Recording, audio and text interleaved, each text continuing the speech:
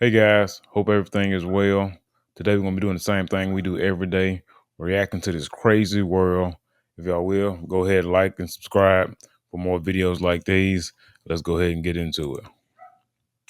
It was a heartbreaking story. An alleged drunk driver crashing into a children's birthday party, killing two siblings.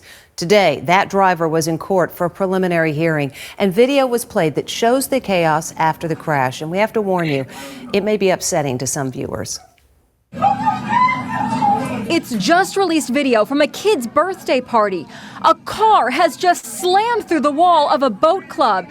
Everyone is in a state of shock.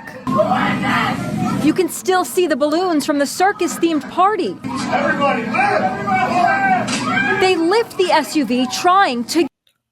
I like how they came together to try to lift the vehicle, and they actually lifted the vehicle to get the injured kids out.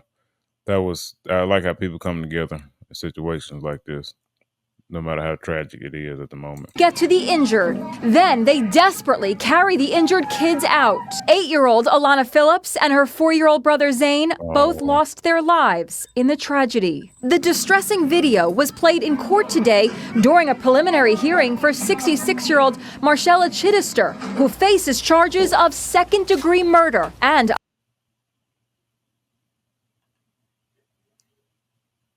66. What? She too old. Oh my God. operating a vehicle while intoxicated, causing death. That's her sitting watching the horrible aftermath last. Bro, ain't no way she ran through this building, got out of her car, and sat down and watched them try to save their children. Let me tell y'all something. What's his name? Gary Plache. I don't know. Y'all be saying, why, Gary? Why? Why, Chris? Why? April in Monroe County, Michigan. On a scale She's sitting on her ass. of 0 to 10, where do you think you're at right now? 7. A 7? Okay. Do you think you're okay to drive? I wouldn't want to drive. Police say she told them she had one glass of wine 30 minutes before she drove into the club. She also claimed she suffered a seizure, but police measured her blood alcohol at twice the legal limit. Prosecutors played video of Chittister leaving her home that day. She left her house? I was under assumption she was out at a bar or something drinking. She actively. Oh my God. Seems to be having difficulty walking. And then when she gets behind the wheel, she immediately loses control and slams into a neighbor's car before peeling off. Minutes later, she was caught on a ring cam speeding towards the kid's birthday party, where disaster followed. Everybody, lift! Let me tell y'all something. That woman needs to go to jail for the rest of her natural life. If by some chance she come back, send her goof ass back to jail. Just send her back to jail. Let's check out some of these comments. 4.8. It was alleged she did not crash and kill her. It wasn't alleged. She did crash and delete those kids. Yes. It's gonna get a like. Drunk drivers should be locked away. Amen. Send her to jail forever. Yes. Amen. Now, y'all, all these got thousands of likes. Thousands. That's the sentiment of the people.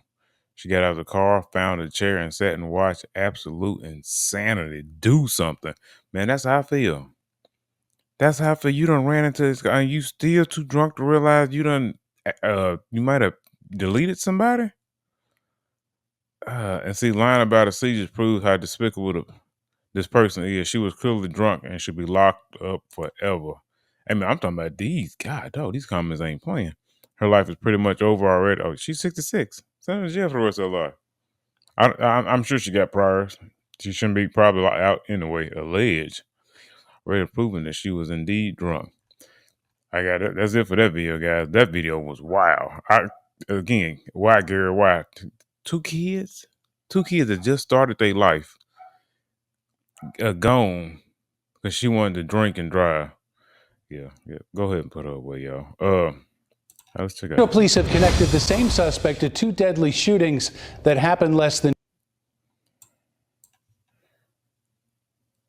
Make sure we still good. Connected the same suspect to two deadly shootings that happened less than 2 weeks apart this spring. 26-year-old Gerald Hatcher is accused of killing a man and injuring two other people at an apartment complex in April. Now he's accused of an unrelated homicide in May. CBS 4's Scarlett O'Hara walks us through how investigators pieced together those cases against him. Back in early May, this yard is where officers found a car that had veered off the road, and in the driver's seat, a man who had been shot and killed. It's the most recent of two unrelated homicides that IMPD has traced back to the same suspect, 26-year-old Gerald Hatcher. Yeah, as I go through a lot of these videos, and you know, the algorithm feeds me news stories. When it comes to armed robbery, violent crime, it's always typically us. And then when you go into certain other type of videos, like, you know, what is it? Embezzlement, things like that. It's, you know, it's typically white people. But 26-year-old Gerald Hatcher. I heard just big crash, and I knew it was a car crash, because you can just tell. Donna Lappin owns that property, where you can still spot the scars, but only if you know what to look for. As I was starting to go around the garage, these two gentlemen walked by, and I said, "Are you okay?" And they said, "Yeah, we're fine." According to court documents, police believe one of those men was Hatcher. The victim's girlfriend told officers Hatcher claimed self-defense, while the second man claimed the victim shot himself before crashing the car. But an autopsy found he had been shot 14 times in the neck and head. damn. It's always been a quiet neighborhood, and it was just shocking, to see something like that. By the time Hatcher was arrested more than a month later, he was already in custody, facing charges for a triple shooting that killed a 19-year-old on the Northwest Side in April. Hopefully this. Wait a minute. A month later. Bring some type of closure to those families. That's one of the things that's always in the back of our detectives' minds. Court documents describe the digital and physical evidence investigators pinned to Hatcher. Testing on several bloody items from the scene on April 25th determined the DNA was his. When we talk about our violence in the city, there's a small number, you've heard Chief Bailey talk about it, there's a small number of folks who inflict that violence in our city. I think this individual, we're certainly happy that he's off the street so that he's not able to hurt anyone else. The final charging decision in the May 6th case has yet to be made, as IMPD continues to investigate the circumstances. Reporting on the South Side. That's it for that story. Y'all, that guy need to put away forever. I'm talking about just gone out of here. Let's check out some of these comments. Our justice system has failed. Another black serial killer that will be forgotten about. Always a quiet neighborhood before they show up. It's always the same folks. God damn. I don't think I'm... Ooh, Usual Suspects. Surprise, surprise. The Legacy of Lincoln. Let me get out this comment section. It's obviously whites only. Atlanta News First. All right. We got one more for you guys. Let's check this one out. Starts now with breaking news. And that breaking news this morning, 4 people found dead in a Coweta County neighborhood. I'm Megan Packer. The sheriff's office just shared more information. This is in Atlanta, guys. Georgia. About what happened. Let's get right out to Atlanta News First reporter Asia Wilson, live on Crabapple Court near Sharpsburg. Asia, what's the latest information? What's her name? Asia. Asia looks like she's been out there all day. She looks sleepy. Look at her. Well, Megan, within the last 10 minutes, the Coweta County Sheriff's Office tells us this appears to be a murder-suicide. I want you to take a look at what we're seeing here. We've been seeing this one police car checking IDs and writing down people's information each time they try to come into Crabapple Court. Now, the Coweta County Sheriff's Office says a little after 1 this morning, deputies responded to a home here on Crabapple Court following multiple calls for help in this area. And when they got here, they found 2 people dead in the driveway of the home and another one in the doorway. Detectives say one man then ran inside the home, and that's when they heard a gunshot. Coweta County SWAT was then activated, and that's when they found a fourth person dead inside.